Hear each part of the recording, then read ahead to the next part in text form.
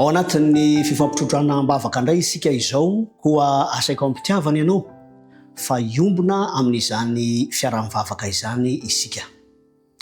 Raha ny tsara indrindra izay any an-danitro misaotra anao zahay no fafahana mbola miantso ny anaranao amin'ity fotoana ity. Afahanay mangataka ny fananao masina ary indrindra famelan-kely koa afahanay manana fiadanam-po. Iombona amin'izao vavaka izao zay manonona manokana ny rahalahy José izay manana tsy fahasalamana izy tompo ary ambonin'izany ny olana izay eo amin'ny tsy fahitany asa fivelomana ahafahany miay ny fiainana. Tompo malalo ianao no efa nanankinany izany fiainana izany nefa mila izao fifampitrotrona-bavaka izao izy. Koa raha sitraka ao tompo dia mba hidio an-tsehatra ny fiainana izany mpanompolanao zany.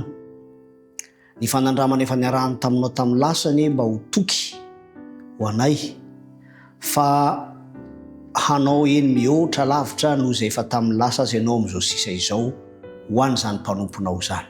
Tonoina ny vavaka ao amin'ny anaran'i Jesosy Kristy. Amen.